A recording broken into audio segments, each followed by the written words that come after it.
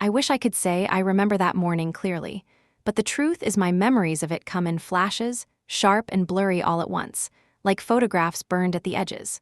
What I do remember vividly is the suffocating heaviness in my chest as I stood at the back of the conference room, watching my future slip away one carefully polished sentence at a time. The space was elegant, almost intimidating in its simplicity. Glass walls, polished wood table, leather chairs that probably cost more than my rent. The kind of room designed to make people feel small. I was used to feeling small, but that morning the sensation was almost unbearable. 6 months.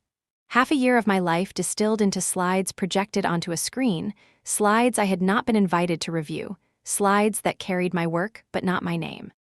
Martin Caldwell, my department head, stood at the front like a conductor orchestrating a symphony that wasn't his. He had the kind of voice that always sounded cert, even when he was wrong. Next to him was Graham O'Neill, the business strategist with his sharp suit and rehearsed charm. Between them, they painted a picture of innovation, of brilliance, of teamwork. None of it belonged to them. I tightened my grip on the folder in my hands, even though it was useless. I had printed out technical notes the night before out of pure habit, the way some people carry umbrellas when the forecast promises rain. As if a stack of papers could shield me from the storm building in my chest. When Martin gestured toward the slide showing the core algorithm, I felt my throat constrict. That was my heart up there, my sleepless nights, my early mornings fueled by stale coffee and sheer desperation. The algorithm had been born from hours of staring at code until my vision blurred, from scraps of inspiration scribbled on napkins in coffee shops, from moments of triumph so private they had no witnesses. And now Martin was explaining it as though it were his brainchild, while Graham nodded along, adding buzzwords to dress up what he barely understood. I forced myself to breathe slowly. Maybe, I thought, they would call on me later. Maybe this was just the polished introduction, the kind of high-level overview executives preferred. I could still hope, couldn't I? The clients from Novix International sat at the other side of the long table, their faces polite masks. They were powerful people, leaders of one of the most influential financial corporations in Europe. Their CEO, Elena Marquez, was at the head of the table. She had the kind of presence that filled a room without effort. Even from where I stood, I could feel the gravity of her gaze. She listened with her chin resting lightly on her hand, eyes focused, expression unreadable. I wondered what she saw. Did she see through the performance? Did she notice the way Martin avoided specifics, the way Graham glossed over the messy brilliance of the code with shiny corporate phrases? Then came the question. One of the Novix directors leaned forward. He was tall, silver-haired, his accent faintly German. He adjusted his glasses and spoke in a voice that cut cleanly through the room. Your model claims a 39% improvement in predictive accuracy. How does it adapt to sudden fluctuations in currency exchange and geopolitical shocks in the Asian corridor? The silence that followed was excruciating. Martin's smile faltered. Graham's hand twitched against his tie. Nobody spoke. Seconds stretched into small eternities. My pulse thundered in my ears. I knew the answer. I had built the answer. It was etched into my brain as deeply as my own name.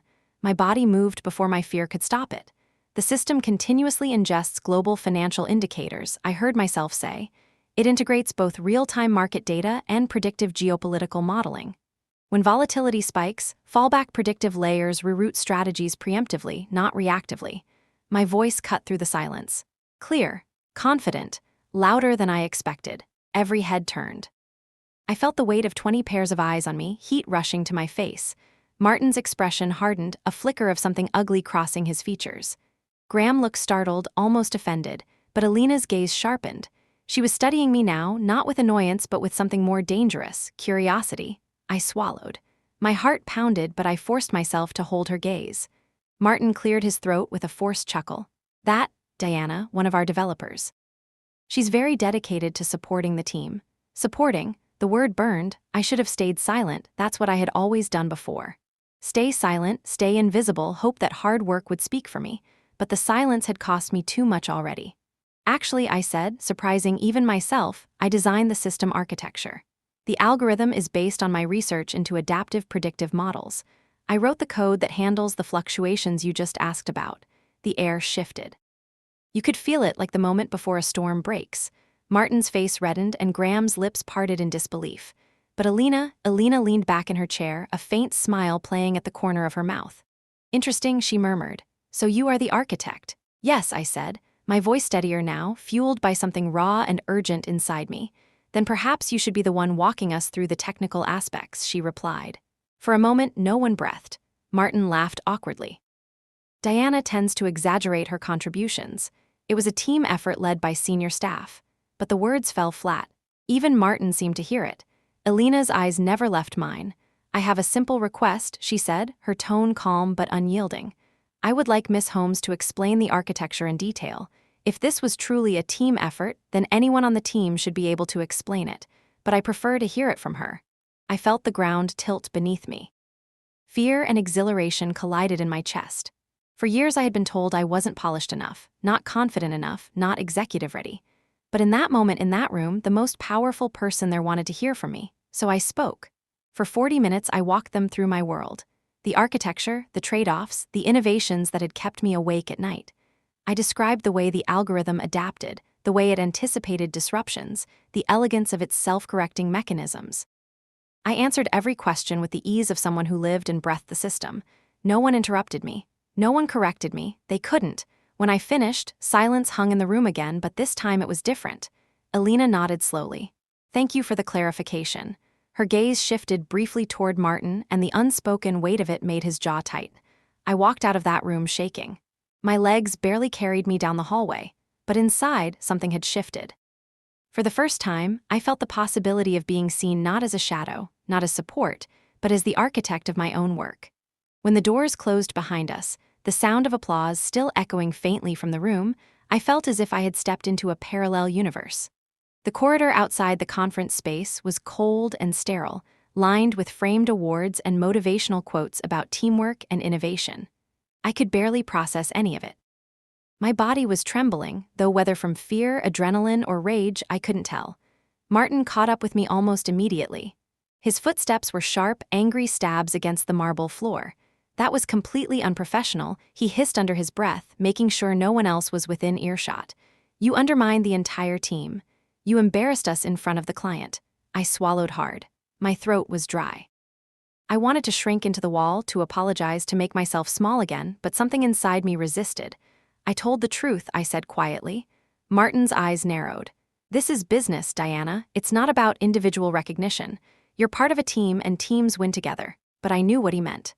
By team, he meant him. His name, his promotion, his credit. I clenched the folder in my hands until the edges cut into my palms. I forced myself to meet his gaze, even though my stomach churned. It was my work, I whispered. He leaned closer, his voice dripping with condescension. It's Arcturus's work. Remember that. And you, Diana, are not ready for the spotlight. You're behind the scenes. You always have been. He walked away before I could respond, leaving me standing alone in that sterile hallway, heat rushing to my face, shame and fury tangling inside me like barbed wire. That night I lay awake staring at the ceiling of my apartment, the glow of the city seeping through the blinds. My thoughts spun endlessly. I replayed the moment Elena had looked at me, really looked at me, as though I mattered.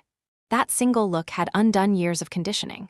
For 8 years at Arcturus, I had learned to swallow my words, to watch colleagues with half my experience present my ideas as their own, to sit in meetings while my suggestions went unheard until a man repeated them minutes later. To be told I wasn't assertive enough, then criticized for being difficult the moment I pushed back. I thought about the sacrifices, each one small at first, but accumulating into something enormous. The canceled vacation to finish a module. The family birthdays I missed because of looming deadlines. The nights I worked through illness, coughing into tissues that piled up in my trash can. Each sacrifice had been justified by one belief. That hard work spoke for itself, that sooner or later someone would notice, someone would reward me. But the truth was brutal. Hard work without recognition was invisible, and invisibility was exactly where Martin wanted me.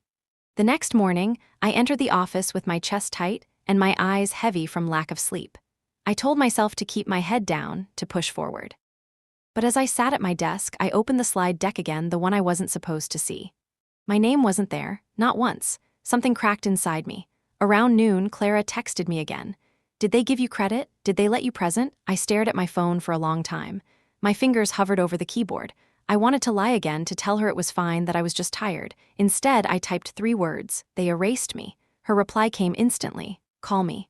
I couldn't. I wasn't ready to say it out loud. Admitting it felt too much like surrender. That afternoon, Alina's assistant reached out. She wanted to schedule a private conversation with me. My heart leapt and sank at the same time. Was this normal? Did CEOs of multinational corporations regularly meet with mid-level developers? When I walked into the smaller conference room where she was waiting, I felt like a fraud. My palms were sweaty, my knees weak. But Alina greeted me with a warmth that disarmed me.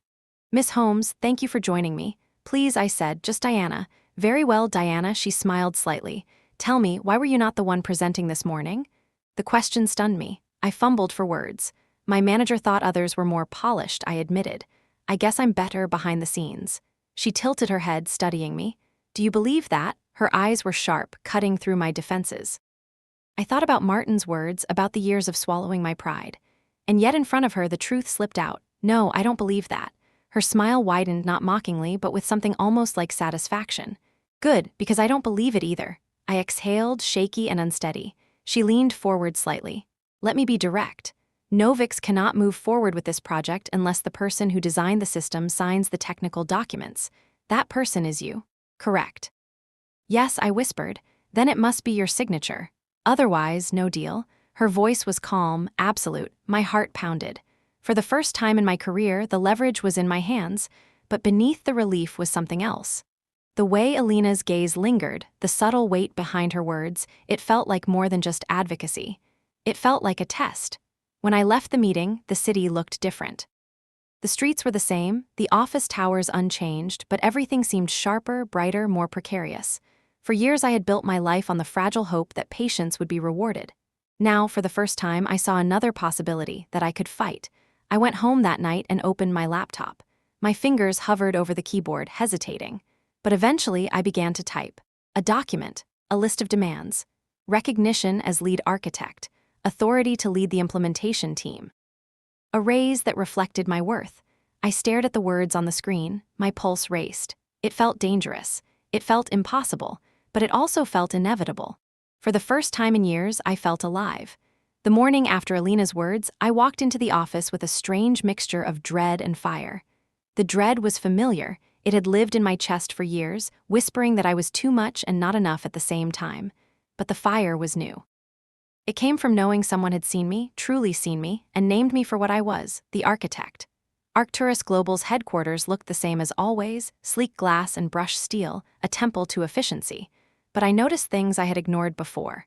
The way Martin's name dominated the award plaques in the lobby. The way assistants scurried past him, avoiding eye contact, as though even his shadow demanded obedience. When I reached my desk, an email was waiting. Subject line, feedback on yesterday's presentation. I clicked. "Diana, while your contribution was appreciated, please remember that executive presentations require clarity and polish. It is important you do not speak out of turn in future meetings. Let the designated presenters lead. Your role is to support." Support. The word again. My chest tightened. I read the email 3 times, my fingers trembling on the mouse. No acknowledgement of the fact that I had saved the meeting. No recognition that without my intervention the whole thing might have collapsed. Just a reminder to stay in my place. I wanted to reply immediately, to pour my rage into words. But instead, I closed the message and sat there frozen, staring at the lines of code still open on my screen. The office around me buzzed with casual conversations. Graham was laughing too loudly with another strategist, his voice carrying over the rows of desks. Martin was already in another meeting, his door closed, his schedule a fortress. No one looked at me. No one asked how I was. It was always like this. I remembered last winter, working through pneumonia because the deadline couldn't wait. I had hidden tissues in my desk drawer, coughing blood into them so no one would notice. Martin hadn't thanked me then either. He had simply said, "You're tough, Diana, that's what we need."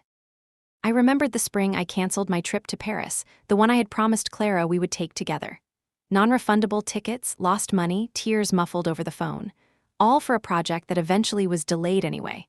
I remembered birthdays, anniversaries, family dinners missed. My life had been slowly hollowed out, sacrifice by sacrifice, until only work remained. And yet here I was, still invisible. My phone buzzed. "Clara again. How are you? Did you get some rest?"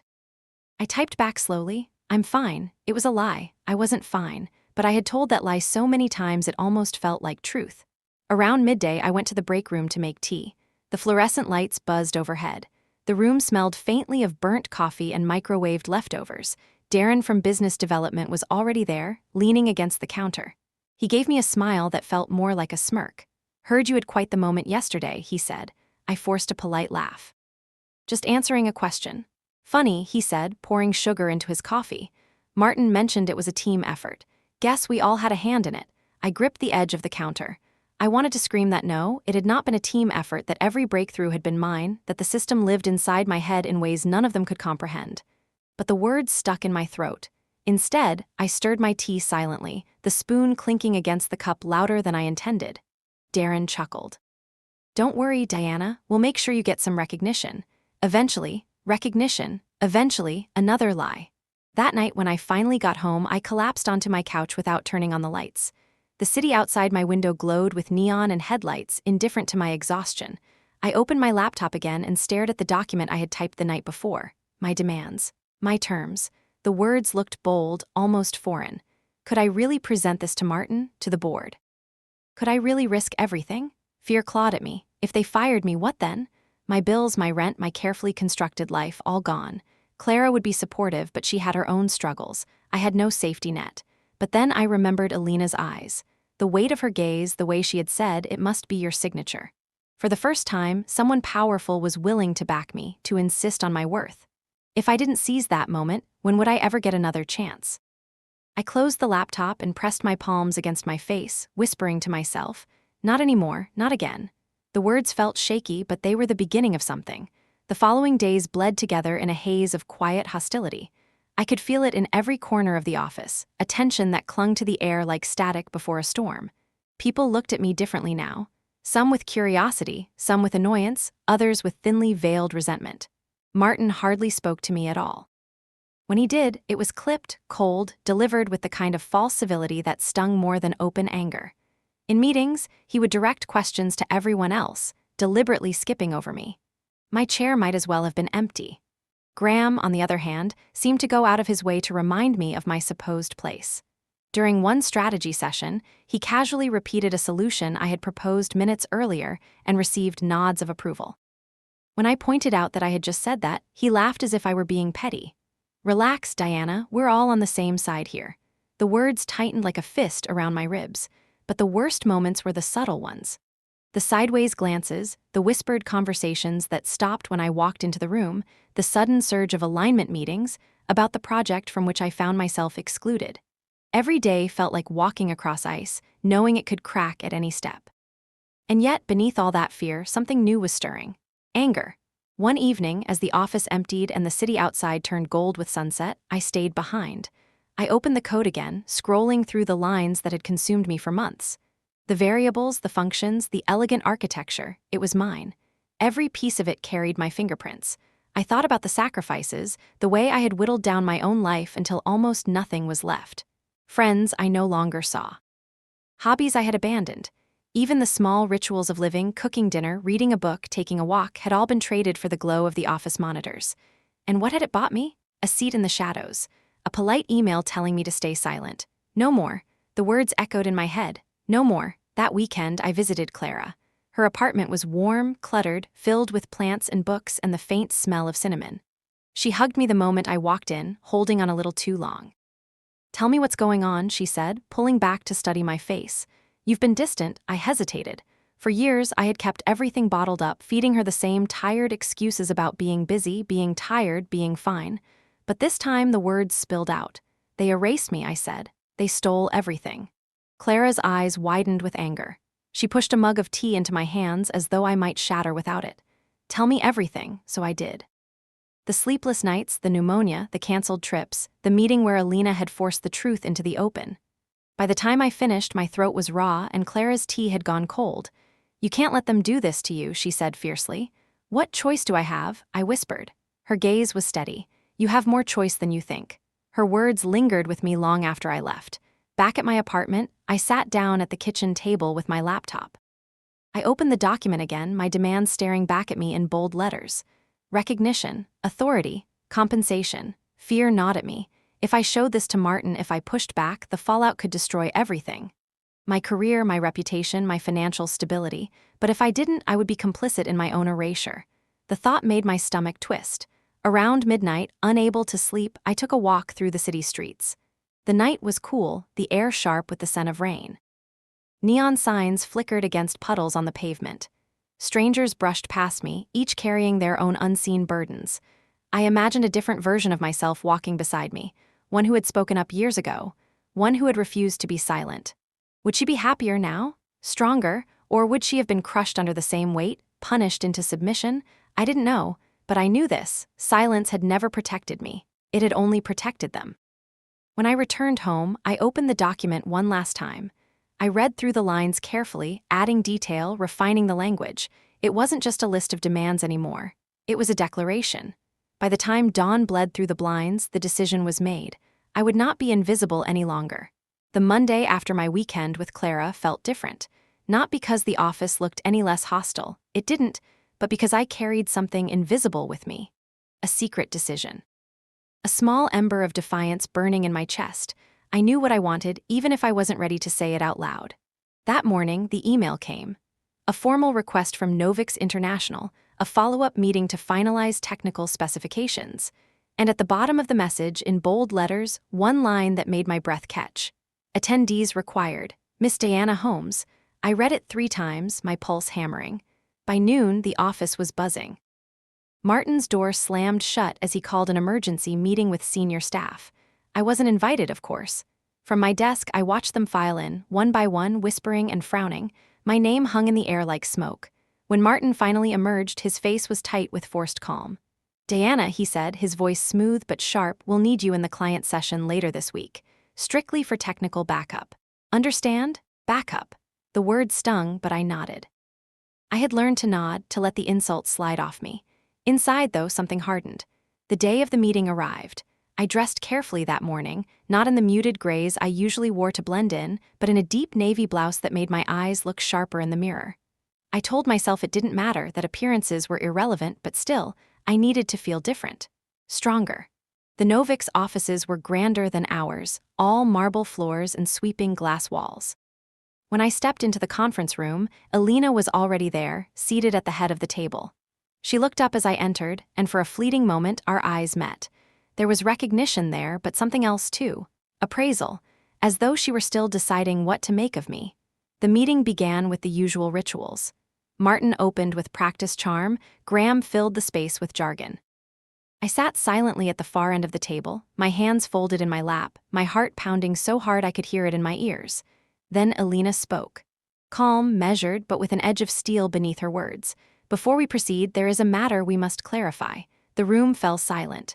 For this project to move forward, she continued, the technical documentation must be signed by the architect of the system. Martin smiled tightly. Of course, I'll handle that personally, no. Alina's interruption was gentle but absolute. It must be signed by Miss Holmes. The silence that followed was suffocating. I felt 20 pairs of eyes burning into me, some shocked, some angry, some calculating. Martin recovered quickly. Diana is an excellent developer, yes, but this project has been a team effort led by senior management. It would be inappropriate. Alina repeated softly, her gaze sliding toward him. Or accurate? Martin's face flushed. My chest was tight, my throat dry, but I forced the words out. I designed the architecture, I said. The adaptive model, the algorithms, they're mine. The admission felt like stepping off a cliff. Alina nodded, satisfaction flickering briefly across her face. Then that settles it. Miss Holmes will sign. The rest of the meeting blurred. Questions were asked, numbers debated, contracts reviewed. I answered when called upon, each response reinforcing what I already knew. I was the one who understood this system. Not Martin, not Graham, me. When the session ended, Alina approached me directly. Her handshake was firm, her eyes unwavering. Miss Holmes, may I have a word? We stepped aside into a quiet alcove near the window. The city stretched out below us, glittering and indifferent. Alina studied me for a long moment before speaking. You are talented, she said simply, more than talented. You built something remarkable. Heat rose to my cheeks. Thank you, her gaze sharpened. But talent is not enough, Diana. Not in this world. You need something more, I frowned. More, she didn't answer right away. Instead, she asked, do you know why I insisted on your signature? Because I built it, I said. Yes, but also because accountability matters. When someone builds something of this magnitude, their name must be on it. Otherwise, power will consume it, twist it, erase them. The words hit me like a strike to the chest. Erase them. That was exactly what Arcturus had done. Alina stepped closer, lowering her voice. Think carefully about what comes next. You have more leverage than you realize. Her words should have comforted me. Instead, they unsettled me. There was something in her tone, something layered, as if she were playing a game I didn't yet understand. For a moment, I wondered, was she helping me out of principle, or was I just a piece in a larger plan? I didn't know. But the seed of suspicion had been planted. When I returned to the office, Martin summoned me instantly. His anger was barely contained. You went behind my back. Do you have any idea what you've done? I met his glare, my fear burning away under the memory of Alina's steady eyes. I told the truth, I said. That's all. He leaned forward, his voice low and venomous. This attitude will ruin you, Diana. Maybe. But for the first time, I wasn't sure I cared. I left Martin's office with my pulse thundering and my legs trembling, but something inside me had shifted. For years, his anger would have sent me spiraling, desperate to repair the damage, desperate to prove I was still useful. This time, I felt something new. I felt untouchable. Not safe, no, not comfortable, but untouchable in the sense that I had already been erased, already stripped of credit, already pushed so far into the shadows that there was nothing left for them to take. And when there is nothing left to take, what remains is freedom. That night, I couldn't sleep. I replayed Alina's words again and again. Accountability matters. You have more leverage than you realize. It felt less like encouragement and more like a warning, as if she were hinting at a larger battlefield I couldn't yet see. At 2 a.m, I gave up on sleep and sat at my kitchen table with the city lights spilling through the window. I opened my laptop, scrolled through the architecture diagrams I had created, and stared at my own name in the corner of a white paper draft I had once hoped to publish. How many times had I told myself, later, someday when the timing is right? And now the timing had been stolen, but maybe I could steal it back. The next day at the office was brutal. Word had spread quickly about Alina's insistence. I felt it in the way people looked at me, as though I had broken some sacred unspoken rule. Colleagues whispered when I passed, their smiles brittle, their laughter forced. During the project review, Martin barely disguised his disdain. He spoke over me whenever possible, rushed through technical slides without inviting me to contribute, and emphasized again and again that the project had been a collective achievement. When one of the junior developers asked me a technical question directly, Martin snapped before I could answer. "We don't have time for unnecessary details," he barked. "Move on." The room went silent. My cheeks burned, but I stayed still, clenching my hands beneath the table. Afterward, as the others filed out, Celia from compliance paused by my chair. She leaned down, her voice barely above a whisper. "Be careful, Diana. They don't forgive people who step out of line." Her warning sent a shiver through me. That evening, Alina called, not her assistant, not a formal email. Alina herself. Her voice was calm, steady. "How are you holding up?" I hesitated, then told her the truth. "They're furious." "Good," she said simply. "Good. Pressure reveals character." I swallowed, unsure how to respond. Was she testing me? Grooming me for something? Or was this just her way of reminding me not to crumble? Alina continued. "I need you to understand, Diana. In this industry, people will always try to claim your work. They will tell you to be patient, that recognition will come, that humility is a virtue. But humility in the wrong environment becomes complicity." Her words were like shards of glass in my chest, sharp and undeniable. I asked quietly, "Why are you telling me this?" She paused, and when she spoke again, her tone was different. Lower, heavier, "Because I see potential in you. But potential means nothing if you let yourself be silenced." Before I could ask what she meant, she ended the call with a polite, almost abrupt farewell. I stared at the phone long after the line went dead. Potential. The word both thrilled and terrified me. It felt like an invitation and a trap at the same time. The rest of the week blurred into survival. Each day, I endured Martin's Cold War, Graham's smirks, the whispers of colleagues. Each night, I returned home to the quiet of my apartment, where I would replay Alina's words and wonder what exactly she saw in me. One evening, Clara called. Her voice was bright, but I could hear the worry beneath it. "You sound different," she said. "Different how?" "Stronger. Angry maybe, but not defeated." I laughed softly. "I don't know if that's strength or just exhaustion." "It's strength," she said firmly. "Don't let them take that from you." Her faith in me steadied something inside. By Friday, I knew what I had to do. I printed the document I had been drafting for days, my demands, my conditions, my declaration of worth. I slipped it into my bag and carried it with me, the paper heavy with possibility. That evening, as I left the office, I passed the glass-walled conference room where Martin and Graham were deep in discussion. I stopped for a moment, unseen in the hallway, and watched them. They were laughing, relaxed, confident, so sure the system would always bend to their advantage. A surge of clarity washed over me. They were not invincible. They had power only because I had given it to them, piece by piece, silence by silence. Not anymore. As I turned to leave, I caught my reflection in the glass. For the first time in years, I didn't see a ghost. I saw someone on the verge of becoming visible. The weekend passed like a fever dream. I barely ate, barely slept. The printed document never left my bag, folded neatly but radiating heat as though it contained something alive. Every time I touched it, I felt the tremor of possibility and the shadow of ruin. Sunday night, I stood by my window, the city glowing below, and rehearsed the words I would say. They sounded brave in the quiet of my apartment, but would they survive in Martin's office, under his glare, beneath the weight of his authority? I didn't know, but I knew I couldn't keep silent any longer. On Monday morning, I dressed deliberately. No muted grays, no blending in. I chose the deep blue suit I had bought years ago but never dared to wear. It fit like armor, sharp lines against the softness of my body, a promise to myself that I would no longer shrink. When I walked into the office, heads turned. Some whispered, some smirked, but for the first time I did lower my gaze. By 9 o'clock, the summons came. Martin wanted to see me. I carried the document with me like a weapon. His office was a shrine to ego. Awards lined the shelves, photographs of him shaking hands with powerful people hung on the walls, the city skyline framed in the window behind him. He didn't invite me to sit. "That display of yours," he began, his voice already sharp, "was the most unprofessional behavior I have ever seen. You undermined the team. You embarrassed me in front of the client." I stood there, my heart pounding, but my voice came out steadier than I expected. I told the truth. "You don't understand how this works, Diana," he snapped. "This is business. No one succeeds alone.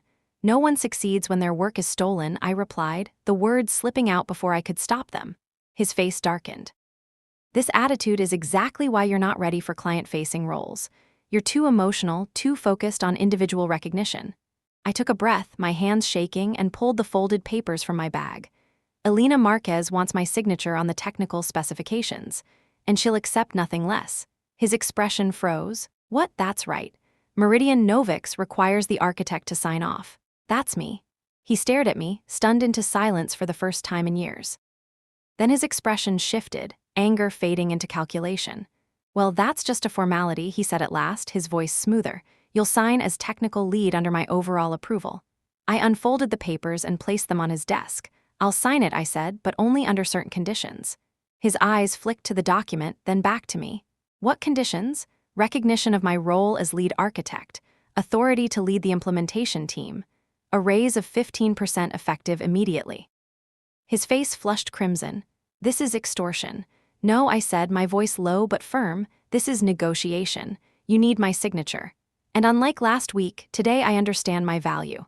For a long moment, the room was silent except for the sound of my pulse hammering in my ears.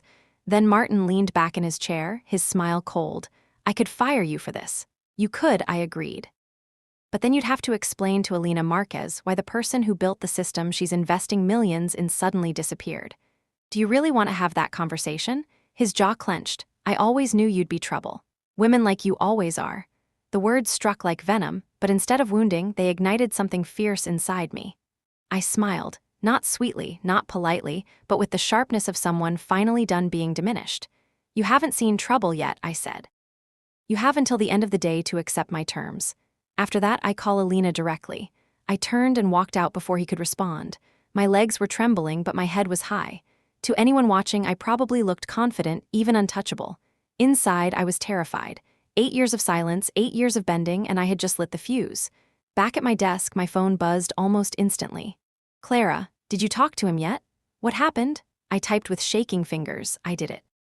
Gave him my terms, now we wait." 3 dots appeared, then disappeared, then appeared again. Finally, "Holy shit, I'm proud of you." Terrified but proud, I stared at the message, my chest tightening. For the first time, I believed her. By mid-morning, the office felt colder than usual, not physically. The temperature was the same, but in the way people looked at me. As if word had already spread that I had dared to confront Martin. Conversations hushed when I passed. My inbox stayed stubbornly empty, like the system itself was holding its breath. At noon, I was called into a meeting. Human resources. Vanessa Kruger, the department head, was already seated at the long table when I arrived. Martin sat beside her, his expression carefully neutral, though I could see the smirk hiding in his eyes. Diana, Vanessa began, her voice clipped and professional. We've reviewed your requests. My terms, I corrected quietly. A flash of irritation crossed her face. Your terms. While we value your contributions to the Meridian project, the manner in which you've approached this situation has been inappropriate and borders on insubordination. Martin leaned back in his chair, satisfied. However, Vanessa continued, given the client's specific request and the timeline constraints, we are prepared to make some accommodations. She slid a document across the table. I glanced down at it. Recognition as a key technical contributor, but not lead architect. Permission to join the implementation team but not lead it. A 5% performance bonus instead of the raise I had asked for. This is our final offer, Vanessa said. We need your signature on the specifications by end of day. I looked at the paper, then at Martin's smug expression. 8 years of silence pressed down on me, memories flashing like jagged lightning. Watching men with half my qualifications get promoted over me. Sitting in meetings where my ideas vanished until a male colleague repeated them. Being told I was too quiet, then too emotional, then too ambitious. Always too something, never enough. No, I said, pushing the paper back. Vanessa blinked. Excuse me, those aren't the terms I outlined. Martin slammed his hand against the table. For God's sake, Diana, be reasonable. I've been reasonable for 8 years, I said, my voice steady now. It got me nowhere. Think carefully about what you're doing, Vanessa warned, her composure cracking. This is a career-defining project. You don't want to be remembered as the person who derailed it over ego. I almost laughed. Ego? After watching an entire team inflate themselves with my work, my terms stand. You have until 5 o'clock. I stood, walked out, and didn't stop until I reached the bathroom. I locked myself in a stall, sat on the closed lid, and buried my face in my hands. My whole body was shaking. My chest felt tight. My mind raced with every possible consequence. Losing my job, losing my stability, being blacklisted in the industry. My reputation shattered. My life collapsing because I had dared to ask for what was mine. What was I doing? For a terrifying moment, I considered caving. Signing the paper. Swallowing the humiliation. Going back to the comfort of invisibility.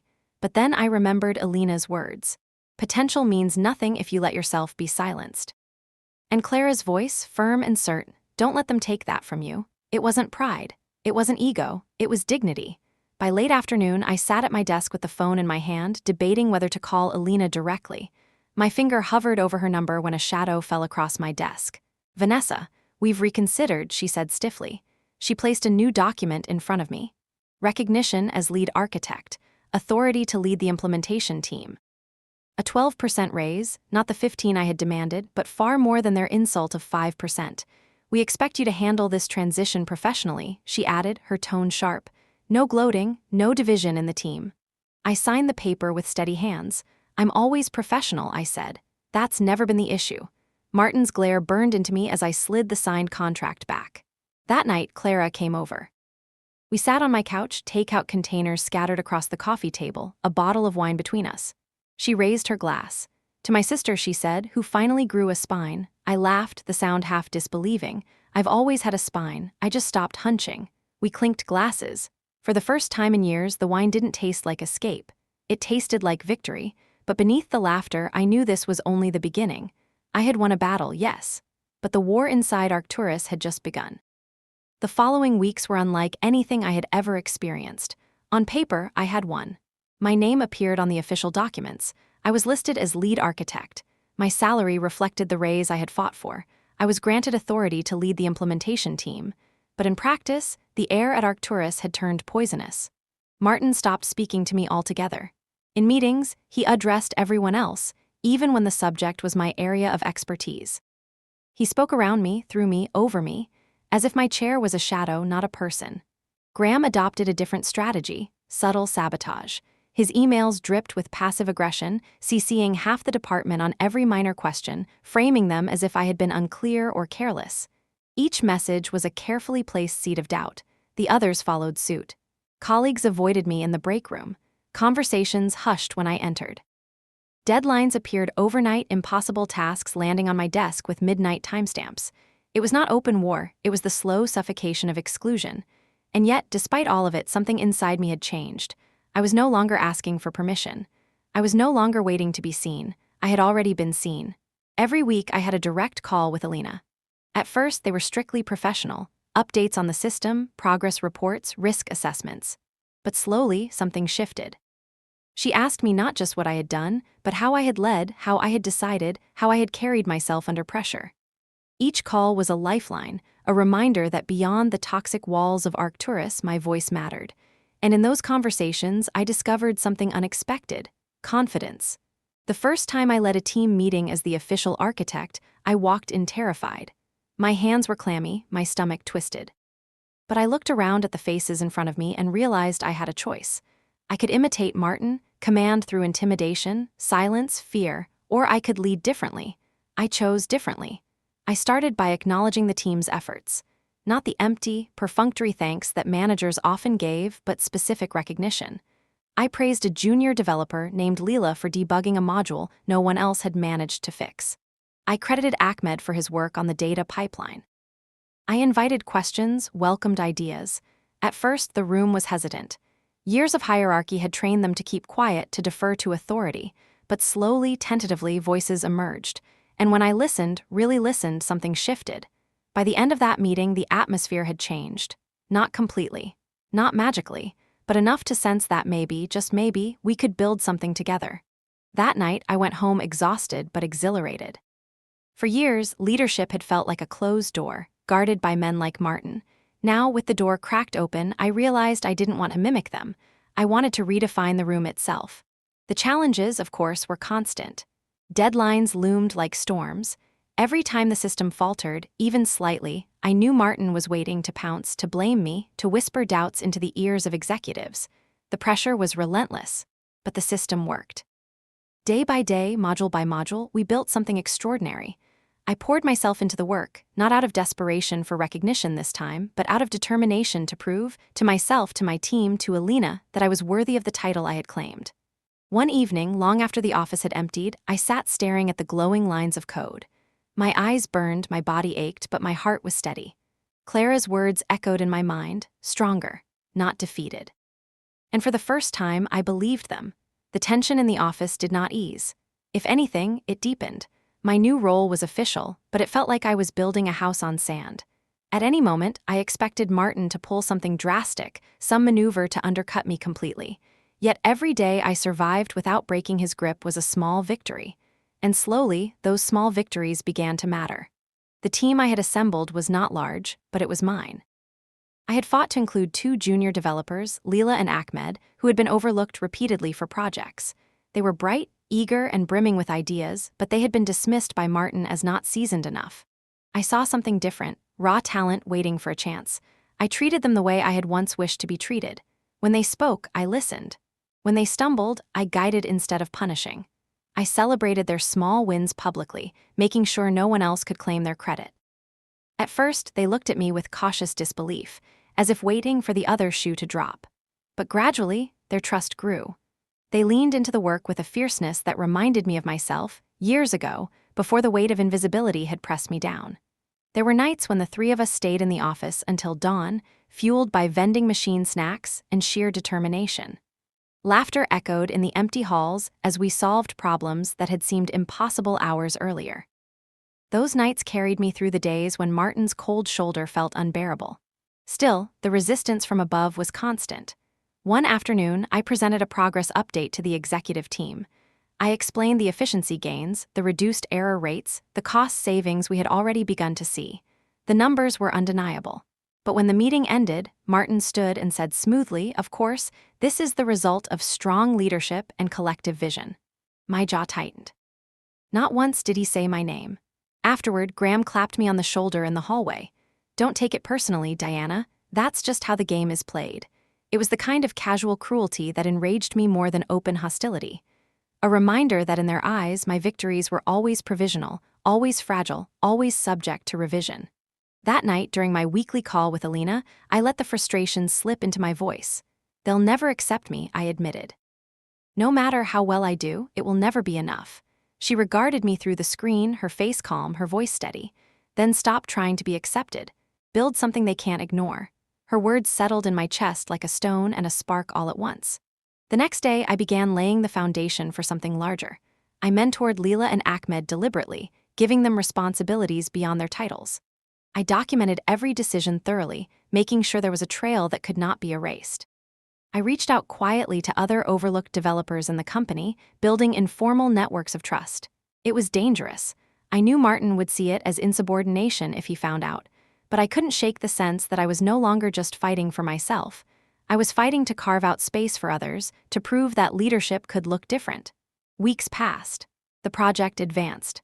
The system began to take shape in ways that thrilled even me. And with each milestone, I grew more certain I was not just surviving, I was leading. One evening, as I left the office, Leela caught up with me. She looked nervous, clutching her notebook. "Can I say something?" she asked. "Of course. I've never felt like my work mattered here," she admitted. "Until now." You make it feel like it does." Her words stopped me cold. For years, I had starved for recognition, convinced that nothing mattered until someone powerful noticed me.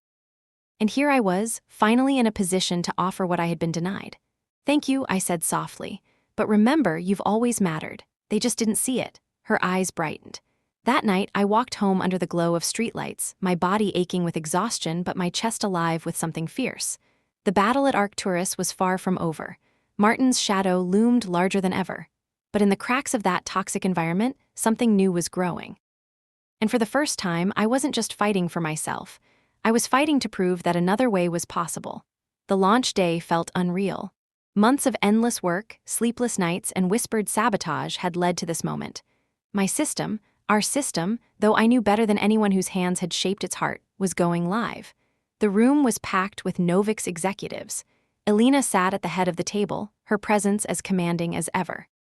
Martin lingered in the corner, his smile too tight, his eyes darting every time Elena glanced his way.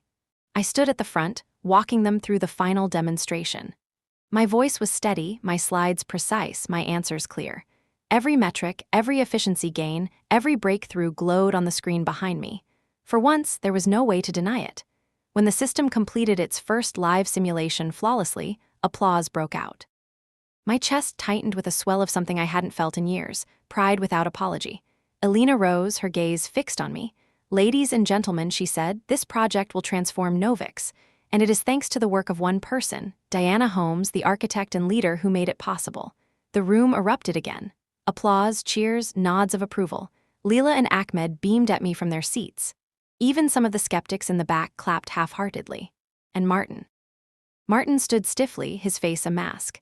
He clapped once, twice, hollow and reluctant. His eyes burned into me with a promise this wasn't over, but in that moment I didn't care. After the ceremony, Elena approached me directly.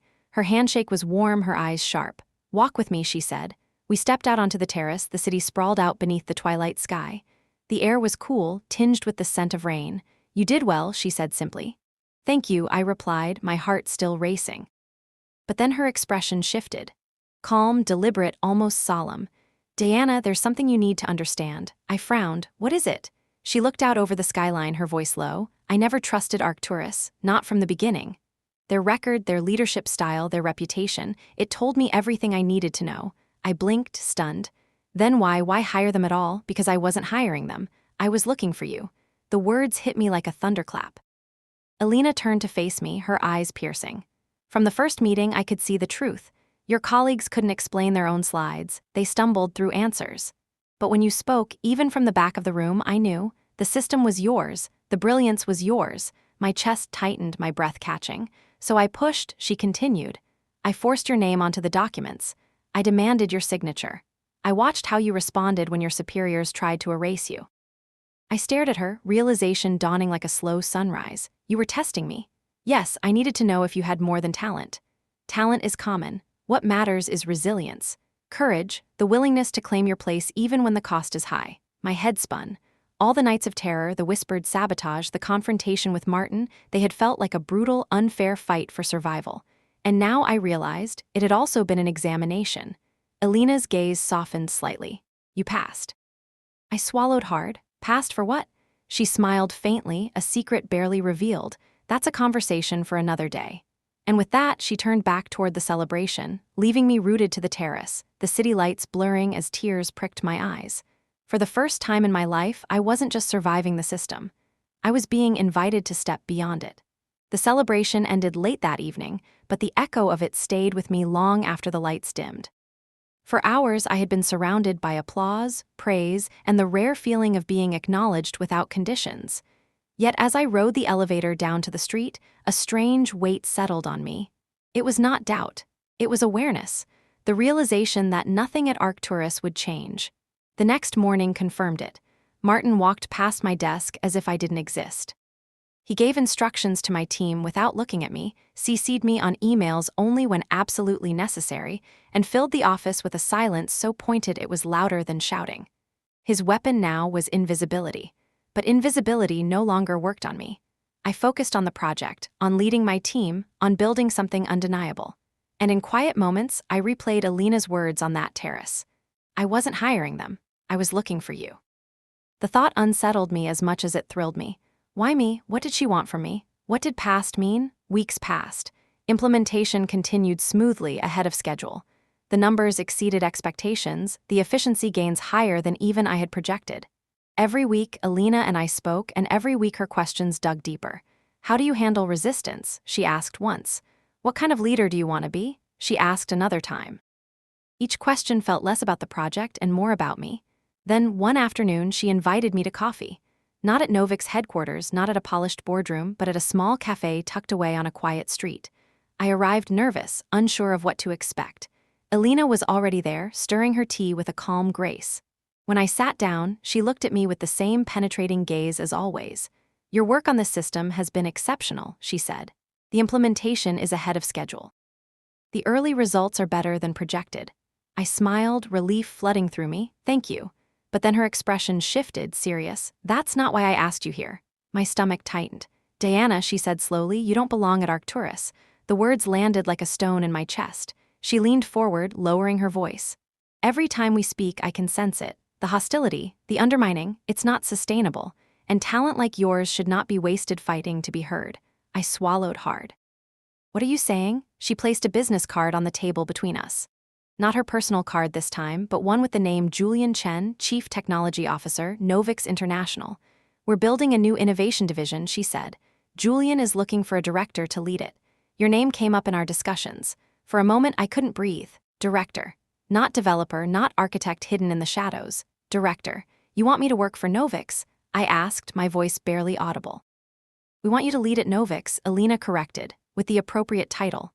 Compensation, authority, no more fighting for scraps. I sat frozen, my heart pounding. It was everything I had dreamed of, everything I had been denied. And yet, fear clung to me. I need to think about it, I said carefully. Of course, Alina said, as if she had expected that. Finish the implementation. But know that this door is open. She left me with the card, the name, the possibility burning a hole in my pocket. I walked back to the office in a daze, the city around me blurred. My thoughts were a whirlwind of terror and exhilaration. For years, my world had been Arcturus. The sacrifices, the humiliations, the desperate hope that if I just endured long enough, things would change. But now, for the first time, I could see beyond it. That night, as I sat at my desk at home, staring at the business card, I whispered the word to myself. Director. The sound of it filled me with something dangerous. Hope. And once you let hope in, you can never go back to being invisible. I never thought the word ending would feel like this. For years, I imagined endings as sharp, final, a slammed door, or a last breath.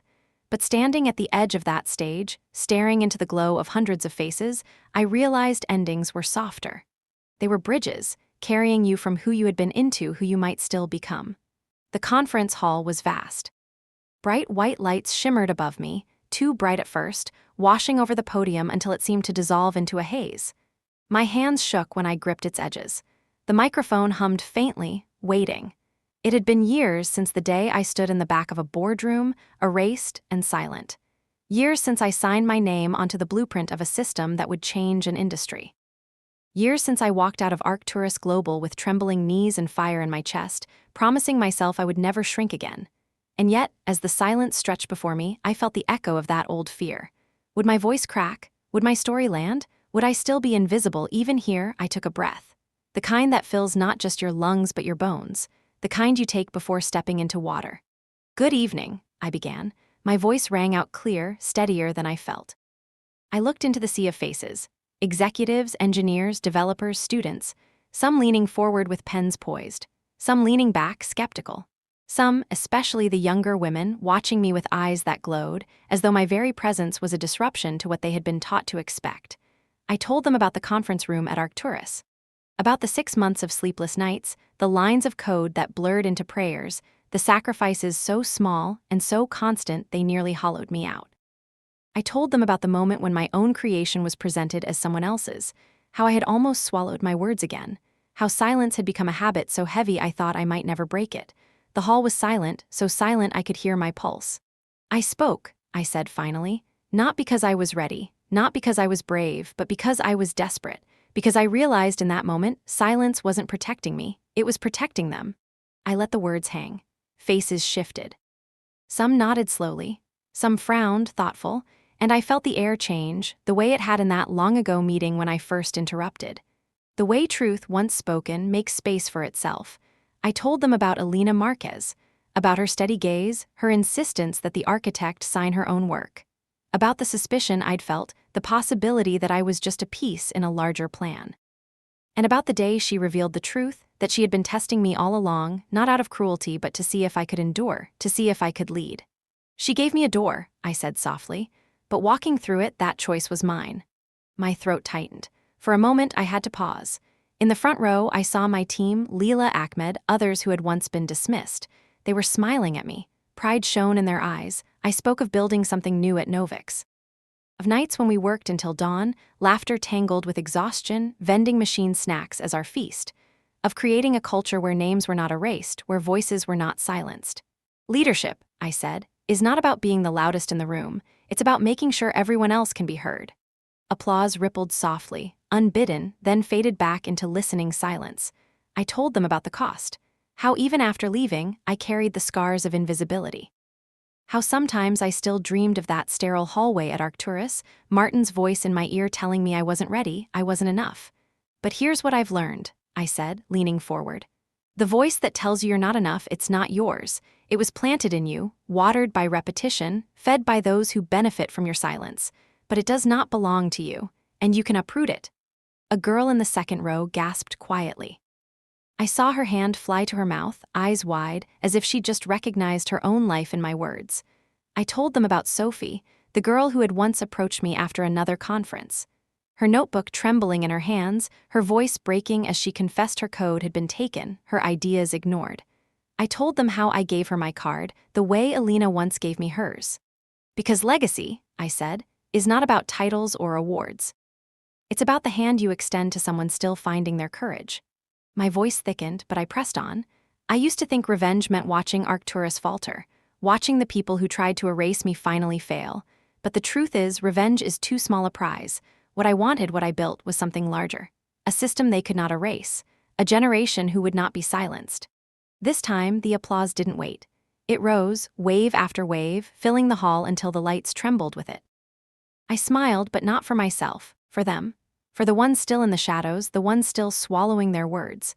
For the ones who would leave this hall carrying a spark of something dangerous, the belief that they too could speak. When the applause faded, I stepped down from the stage. My legs shook, but it didn't matter. I had carried my truth into the open, and nothing could take it back. In the quiet backstage, the air smelled faintly of dust and old curtains. I leaned against the wall, closing my eyes. For the first time in years, I didn't feel the weight of being unseen. "Miss Holmes," a voice called softly. I opened my eyes. A young woman stood there, clutching a notebook. She couldn't have been more than 22. Her hands shook, and her eyes were bright with unshed tears. "Your story," she whispered. "It's my story too." And just like that, I was back in that moment years ago when Sophie had stood in front of me, trembling with the same desperation. I reached out, taking her hand. "Tell me your name," I said, her voice cracked. "Hannah." "Hannah," I said gently, "listen to me. What they're doing to you is theft. Your work matters, your voice matters, and you do not have to stay invisible." Tears spilled over her cheeks. She gripped my hand like a lifeline. In that moment, I felt the circle widen again. From Alina to me, from me to Sophie, from Sophie now to Hannah. A current unstoppable, and I knew this was my legacy. Not the system I built, not the title I held, but this, the hand reaching out in the dark. Hannah's hand was small in mine, trembling the way mine once had when I thought I had no power. I held it firmly, not just to comfort her but to remind myself of something I often forgot, that even when I doubted, I had become someone who could steady another. "Take this," I said, sliding one of my cards into her notebook. My name printed in bold letters stared back at her. Diana Holmes. For a heartbeat, I remembered what it felt like when Alina gave me her card. How heavy it seemed, not a piece of paper, but a door. Hannah stared at it as though it burned. "I don't know if I'm strong enough," she whispered. "Neither did I answered. "Strength isn't knowing you can, it's stepping forward anyway." Her eyes lifted to mine, searching. "Will it get better?" I thought of the years in Arcturus, of Martin's voice echoing like a stone in my chest. I thought of nights at Novix, surrounded by a team who believed, who laughed with me, who stood shoulder to shoulder even when the hours stretched cruelly. "Yes," I said finally. "Not right away, but yes. If you keep walking, if you keep speaking, it does get better." Her tears spilled freely then, and I pulled her into a quick, fierce hug. The kind I wish someone had given me when I was breaking. When she left, the hall was nearly empty. The crew bustled quietly, dismantling lights, stacking chairs, sweeping away the traces of what had felt like a turning point in my life. I lingered, unwilling to let it dissolve just yet. I walked out into the night air. The city stretched before me, glass towers glittering like constellations. I had once stood in a similar night years ago, staring at those same towers, wondering if I had made the biggest mistake of my life by walking away from the company that had stolen everything from me. Now the fear was gone. In its place, a certainty so steady it felt like bedrock. The truth is, I never went back to Arcturus, not once, not even out of curiosity. People sometimes ask me if I wanted to see it crumble, to see Martin lose the power he once held. But revenge was never the point. If anything, their collapse would have been too easy, too small. What mattered was what we built after. At Novix, the Innovation Center became something I could not have imagined in my darkest nights. Teams where voices clashed but every idea was traced to its source. Meetings where the quietest intern could challenge the most senior engineer and be heard.